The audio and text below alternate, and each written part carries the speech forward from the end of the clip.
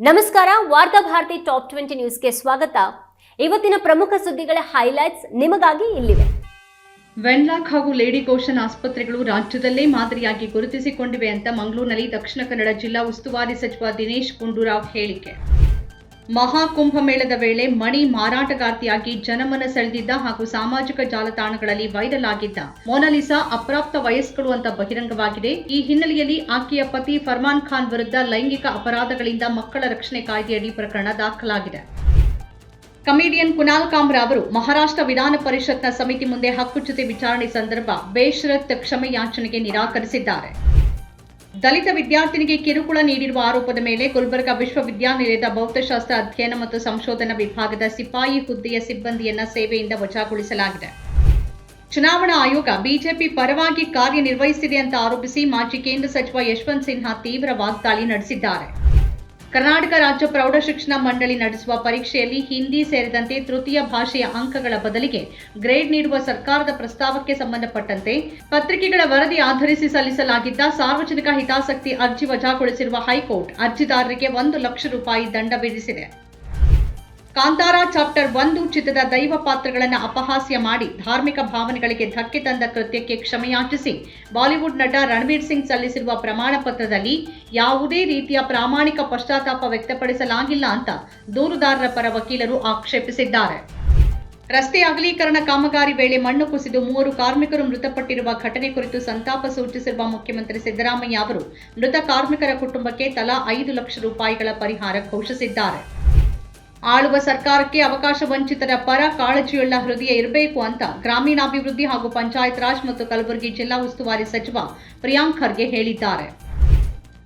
ದಾವಣಗೆರೆ ಹಾಗೂ ಬಾಗಲಕೋಟೆ ಉಪಚುನಾವಣೆಗಳಲ್ಲಿ ಎಲ್ಲ ಜಾತಿ ಜನಾಂಗದವರು ಕಾಂಗ್ರೆಸ್ ಪಕ್ಷಕ್ಕೆ ಮತದಾನ ಮಾಡಿದ್ದಾರೆ. ಅಲ್ಪಸಂಖ್ಯಾತರಿಗೆ ಅನ್ಯಾಯವಾಗಿದೆ ಅನ್ನೋ ಆರೋಪ ಸತ್ಯಕ್ಕೆ ದೂರವಾಗಿದ್ದು ಎಂದ ರಿಜ್ವಾನ್ ಅರ್ಷದ್. ಚಿಕ್ಕಮಗಳೂರಿನ ಚಂದ್ರದ್ರೋಣ ಪರ್ವತ ಶ್ರೇಣಿಯಲ್ಲಿ ಪ್ರವಾಸಕ್ಕೆ ಬಂದು ನಿಗೂಢವಾಗಿ ನಾಪತ್ತೆಯಾಗಿದ್ದ ಕೇರಳ ಮೂಲದ 15 ವರ್ಷದ ಬಾಲಕಿ ಶ್ರೀನಂದ ಶವವಾಗಿ ಪತ್ತೆಯಾಗಿದ್ದಾಳೆ.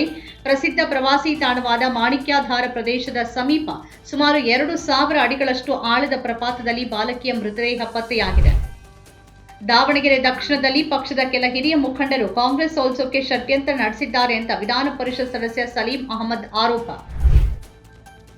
ಮನೆಯಲ್ಲಿ ಭಾರೀ ಪ್ರಮಾಣದ ನಗದು ಪತ್ತೆಯಾದ ಪ್ರಕರಣಕ್ಕೆ ಸಂಬಂಧಪಟ್ಟಂತೆ ಅಲಹಾಬಾದ್ ಹೈಕೋರ್ಟ್ ನ್ಯಾಯಮೂರ್ತಿ ಯಶವಂತ್ ವರ್ಮಾ ಅವರು ತಮ್ಮ ಹುದ್ದೆಗೆ ರಾಜೀನಾಮೆ ನೀಡಿದ್ದಾರೆ. ಪ್ರಕರಣ ಬಹಿರಂಗವಾದ 1 ವರ್ಷದ ಬಳಿಕ ಈ ಬೆಳವಣಿಗೆ ನಡೆದಿದೆ.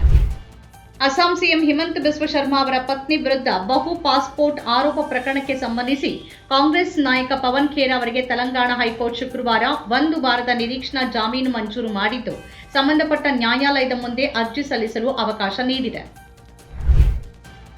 ಚುನಾವಣೆ ಸಂದರ್ಭದಲ್ಲಿ ಹಣ ಹಂಚೋದು ಸರ್ವೇ ಸಾಮಾನ್ಯವಾಗಿದ್ದು ಅದರ ಬಗ್ಗೆ ಹೆಚ್ಚು ಮಾತಾಡುವ ಅಗತ್ಯವಿಲ್ಲ ಎಂದ ಕೇಂದ್ರ ಸಚಿವ ಎಚ್.ಡಿ. ಕುಮಾರಸ್ವಾಮಿ. ಪಾಕಿಸ್ತಾನದ ರಕ್ಷಣಾ ಸಚಿವ ಖ್ವಾಜಾ ಆಸಿಫ್ ಇಸ್ರೇಲ್ ವಿರುದ್ಧ ಸಾಮಾಜಿಕ ಜಾಲತಾಣ ಎಕ್ಸ್ನಲ್ಲಿ ಮಾಡಿದ್ದ ತೀವ್ರ ಹಾಗೂ ವಿವಾದಾತ್ಮಕ ಹೇಳಿಕೆಗಳ ಹಿನ್ನೆಲೆಯಲ್ಲಿ ಇಸ್ರೇಲ್ ಪ್ರಧಾನಿ ಬೆಂಜಮಿನ್ ನೆತಾನ್ಯಾಹು ಅವರ ಕಚೇರಿ ತೀವ್ರವಾಗಿ ಖಂಡಿಸಿದೆ. ಬಳಿಕ ಆಸಿಫ್ ತಮ್ಮ ಪೋಸ್ಟ್ ಅನ್ನು ಅಳಿಸಿರೋದು ಗಮನಾರ್ಹ ಬೆಳವಣಿಗೆಯಾಗಿದೆ. 2026ರ ಪಶ್ಚಿಮ ಬಂಗಾಳ ವಿಧಾನಸಭೆ ಚುನಾವಣೆಗೆ ಕೇಂದ್ರ ಗೃಹ ಸಚಿವ ಅಮಿತ್ ಶಾ ಶುಕ್ರವಾರ ಕೋಲ್ಕತ್ತಾದಲ್ಲಿ ಬಿಜೆಪಿ ಸಂಕಲ್ಪ ಪತ್ರ ಪ್ರಣಾಳಿಕೆಯನ್ನು ಬಿಡುಗಡೆ ಮಾಡಿದ್ದಾರೆ. ಟಿವಿಕೆ ಮುಖ್ಯಸ್ಥ ವಿಜಯ್ ನೇತೃತ್ವದಲ್ಲಿ ನಡೆದ ಚುನಾವಣಾ ಪ್ರಚಾರದ ವೇಳೆ ಮತ್ತೊಂದು ದುರಂತ ಸಂಭವಿಸಿದ್ದು, ಶುಕ್ರವಾರ ತಮಿಳುನಾಡಿನ ಶಿವಗಂಗಾದಲ್ಲಿ ನಡೆದ ರೋಡ್ ಶೋ ವೇಳೆ ಮೋಟಾರ್ ಸೈಕಲ್ನಲ್ಲಿದ್ದ ಯುವಕನೊಬ್ಬ ಅಪಘಾತಕ್ಕೀಡಾಗಿ ಗಂಭೀರವಾಗಿ ಗಾಯಗೊಂಡಿದ್ದಾನೆ ಎನ್ನಲಾಗಿದೆ. ಟ್ರೆಕ್ಕಿಂಗ್ಗೆ ತೆರಳುವರ ಸುರಕ್ಷತೆಗಾಗಿ ತಂತ್ರಜ್ಞಾನ ಆಧಾರಿತ ಕ್ರಮಗಳನ್ನು ಜಾರಿಗೆ ತರಬೇಕು ಅಂತ ಅರಣ್ಯ ಮತ್ತು ಪರಿಸರ ಸಚಿವ ಈಶ್ವರ್ ಬಿ ಖಂಡ್ರೆ ಅಧಿಕಾರಿಗಳಿಗೆ ಸೂಚನೆ ನೀಡಿದ್ದಾರೆ.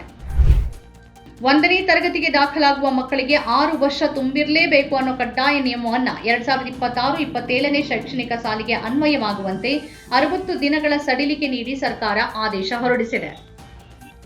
ನಮ್ಮ ಕಾರ್ಯಕ್ರಮಗಳನ್ನು ನೀವು ನೋಡ್ತಾ ಇದ್ರೆ ನಮ್ಮ ಚಾನೆಲ್ ಅನ್ನ ಸಬ್ಸ್ಕ್ರೈಬ್ ಮಾಡಿ, ಪಕ್ಕದ ಬೆಲ್ ಐಕಾನ್ ಒತ್ತಿ ನಮ್ಮನ್ನ ಬೆಂಬಲಿಸಿ. ಹಾಗೆ ನಮ್ಮ ಕಾರ್ಯಕ್ರಮಗಳನ್ನ ಲೈಕ್ ಮಾಡಿ, ಕಮೆಂಟ್ ಮಾಡಿ, ಅದನ್ನ ಬೇರೆಯವರಿಗೂ ವಾಟ್ಸ್ಆಪ್ ಮೂಲಕ ಶೇರ್ ಮಾಡಿ. ನೀವು ಹೀಗೆ ಮಾಡಿದಾಗ ನಮ್ಮ ಚಾನೆಲ್ ಇನ್ನಷ್ಟು ಮತ್ತಷ್ಟು ಜನರಿಗೆ ತಲುಪಲು ನೀವು ನಮ್ಮೊಂದಿಗೆ ಸಹಕರಿಸಿದ ಹಾಗಾಗುತ್ತೆ. ಇದು ನೀವು ಯಾವುದೇ ಖರ್ಚಿಲ್ಲದೆ ಕೆಲವೇ ಸೆಕೆಂಡುಗಳಲ್ಲಿ ನೀಡಬಹುದಾದ ಸಹಕಾರ. ಧನ್ಯವಾದಗಳು.